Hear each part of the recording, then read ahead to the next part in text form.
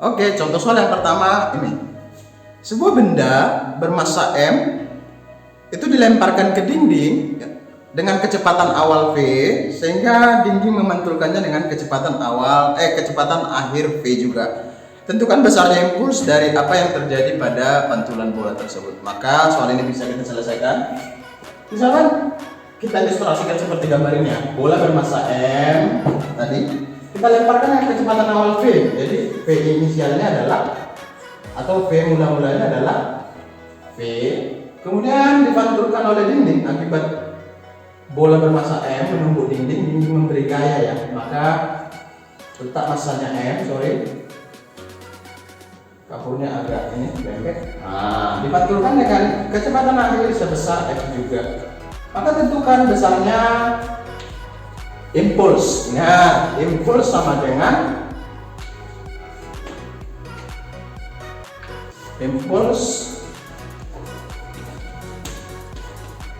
dengan perubahan momentum.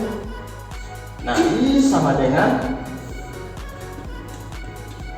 delta P. I sama dengan delta P. Maka kita tulis nih, massanya adalah konstan M, kecepatan akhir dikurang kecepatan awal ya. Kecepatan akhir dikurang kecepatan awal. Maka Bapak tuliskan juga, bisa saya tuliskan juga M-nya M. Cuma yang jadi hati-hati adalah lihat arah kecepatan akhirnya itu searah atau berlawanan dengan kecepatan awal. Oke, kalau arah kecepatan awal kemarin, kecepatan akhirnya ke sini, berarti oposit ya, berlawanan. Maka kalau ini V, ini akan jadi minus V. Maka Bapak tulis minus V dikurang kecepatan awalnya V.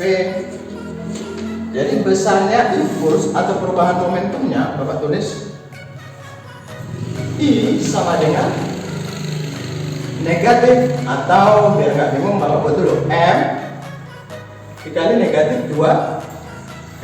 Maka besarnya impuls atau besarnya perubahan momentumnya adalah negatif 2mV.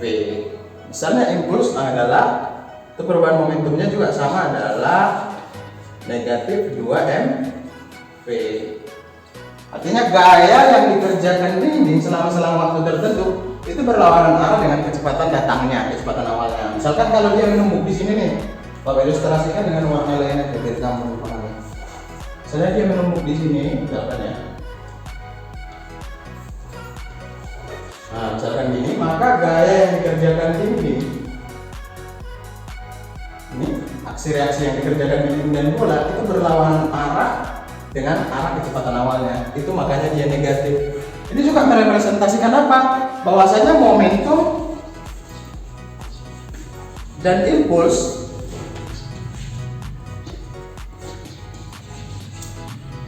is vektor quantity. Artinya apa, Pak? Ini menunjukkan quantity. Ya, ini menunjukkan bahwasanya momentum dan impuls itu adalah besaran vektor, besaran yang dipengaruhi oleh arah. Itu contoh soal yang pertama. Oke, contoh soal kedua itu adalah mirip dengan soal nomor 18 di buku kalian yang ini, momentum, di buku Genkoli pada bab momentum dan impuls nomor 18 ya. Cuman untuk angka-angkanya Bapak ubah karena di situ kan sudutnya lihat tuh 45 derajat. Yang ini kan 45 derajat nih, Bapak tunjukin aja langsung soalnya. Nah, 45 derajat. Massanya juga 0,06 kg. Kemudian gambarnya seperti itu, kecepatan awalnya sama dengan kecepatan akhirnya itu 28 meter per sekon. Sekarang Bapak ubah soalnya menjadi benda bermassa 0,2 kg seperti ini, dilempar dengan kecepatan awal 20 meter per sekon, membentuk sudut 30 derajat terhadap dinding. Kemudian dipantulkan, memantul dari dinding membentuk sudut 30 derajat dulu. 30 derajat juga terhadap dinding. Nah, massanya pasti tetap ya, walaupun warnanya berubah dari hijau menjadi ungu ya. Nah, kecepatan awalnya sama dengan kecepatan akhir itu sama dengan 20 meter per sekon. Ditanya berapa impulsnya? Impulsnya sama dengan berapa? Nah, ini bisa kita jawab Ingat, dengan menguraikan momentum kan besar vektor ya. Jadi vektor kecepatannya sangat berfungsi. Kalau V-nya kemari, maka ini bisa kita uraikan.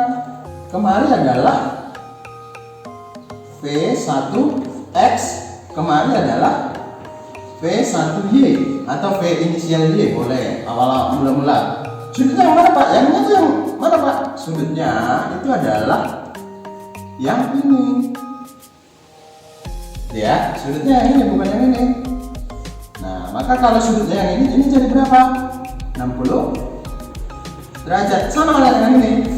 V1Y nya kemana Pak? Bapak buat lain warna biar bisa dibayangkan. Maka V akhirnya sumbu X, Pfx itu kemarin. Ini vektor kecepatannya kemarin, Pf nya. Baru kemarin adalah Pfx nya. Jadi kalau kita uraikan jadi seperti ini. Sudutnya yang mana Pak? Sudutnya yang ini. Misalnya ini sudutnya jadi yang ini. Berapa ini Pak? Misalnya tentunya 60 derajat ya. Ingat hubungan sudut berelasi ini berarti 30 derajat ini. Ya kan, karena sama ini dengan ini. Maka ini 60 derajat. Maka secara sederhana Bapak gambar ulang di sini biar lebih jelas karena itu udah coret-coretan. Jadi gini dia bentuknya. Ini. Kemudian ini tadi bolanya bermassa M ya.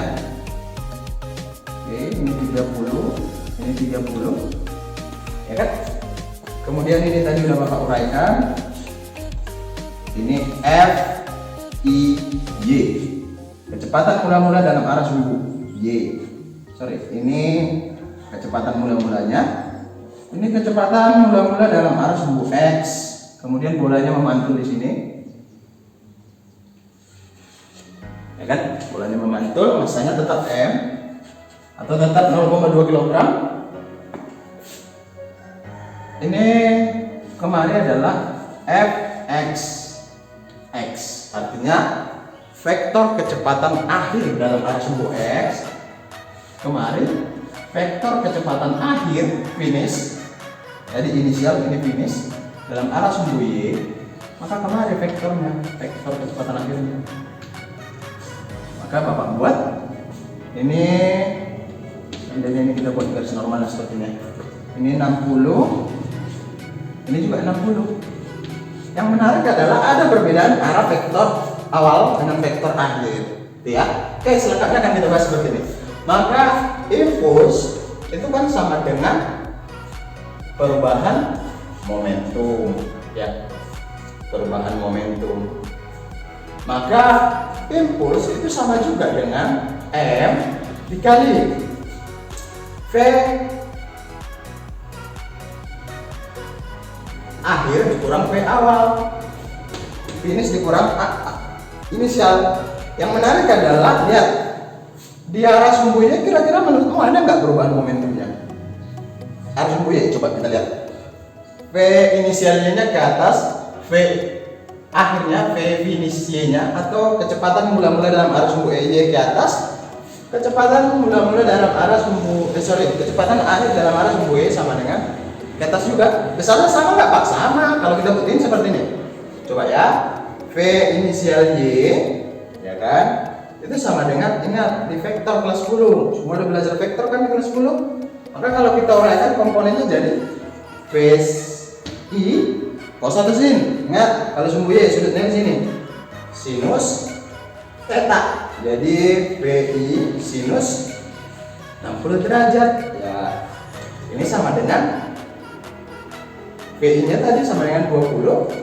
20 dikali sin 3, sin 60, setengah akar 3. Ini sama dengan 10 akar 3 meter per sekon. Itu V1Y atau kecepatan, vektor kecepatan mula-mula dalam arah sumbu Y. Sekarang kita lihat yang ke VF-nya, yang akhirnya. VF, lapornya tidak jelas. VFY itu sama dengan berarti VF dikali sin theta juga. Nah, theta 1 sama dengan theta 2 kan? Nah, theta 2 nya ya 60 derajat juga. Kecepatannya sama Pak? Sama, kecepatan awal kan sama dengan kecepatan mula-mula. Jadi 20 sinus 60 juga, berarti kali setengah akar 3 ini sama dengan 10 akar 3. Arahnya sama, besarnya sama, maka momentum ya, momentum dalam arah sumbu Y itu sama dengan M dikali V akhir Y dikurang VI atau langsung aja sama dengan 0. Kenapa Pak? Ya karena besarnya sama dengan arah, karena besar dan arahnya searah. Jadi nanti bakalan ini dikurang ini atau ini dikurang ini sama dengan 0, ya kan? Sekarang yang mau kita tinjau adalah dalam arah sumbu X. Dalam arah sumbu X menurutmu 0 juga ya? Pastinya bukan. Kenapa? Ya karena benda bergerak. Setiap benda bergerak pasti memiliki momentum. Cuma tadi kenapa di sumbu Y? Ya karena dia nggak mengalami perubahan kecepatan di arah sumbu Y. Yang menarik adalah di sumbu X. Jadi kita mau kerja di sumbu X nih. Bapak hapus dulu yang ini ya. Ini udah kelar. Bahwasanya kecepatan akhir ya, vektor kecepatan akhir di sumbu Y itu sama dengan vektor kecepatan awal di sumbu Y.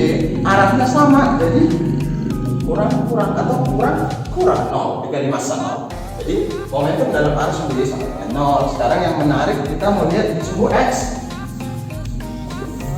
Kita hapus ya, supaya muat Bapaknya dari sistematis. Sekarang di sumbu X Bapak buat warna apa? Hijau ya. Bapak buat warna hijau. Maka I sama dengan M dikali, Bapak buat aja langsung. Ini tadi kan impuls itu sama dengan bisa dalam arah sumbu Y, bisa juga dalam arah sumbu X. Ini tadi. Karena kita tinjau di 2 dimensi ya, dimensi X dan Y. Ini VF-nya, berarti kalau dalam arah sumbu X Pak, ya Bapak buat seperti ini. Bapak buat seperti ini. Seperti ini, perhatikan. I sama dengan delta momentum dalam arah sumbu X ini. Maka Bapak buat M, jelas ya, V akhir, vektor kecepatan akhir dalam arah sumbu X dikurang vektor kecepatan awal dalam arah sumbu X. Itu dia. Maka Bapak tulis juga, nggak apa-apa kita berwarna-warni nih, penuh warna supaya nggak monokrom. Klik-klik ya. Ini M, Bapak tulis M berarti 0,2 kg, sorry.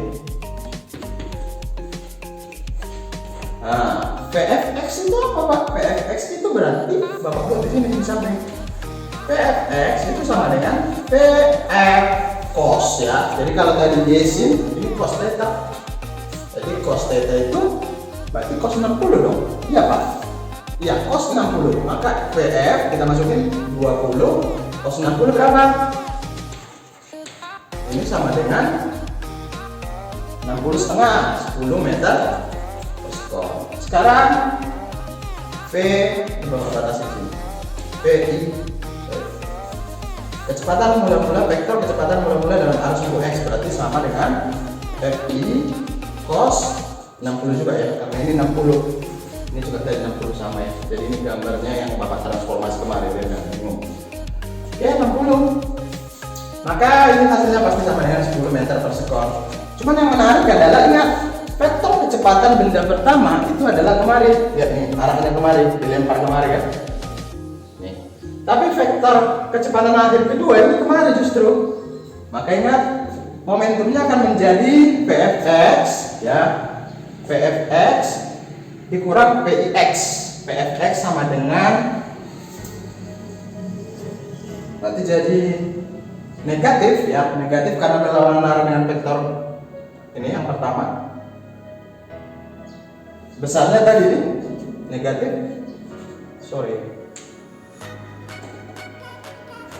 negatif 10 meter per sekon dikurang VIX.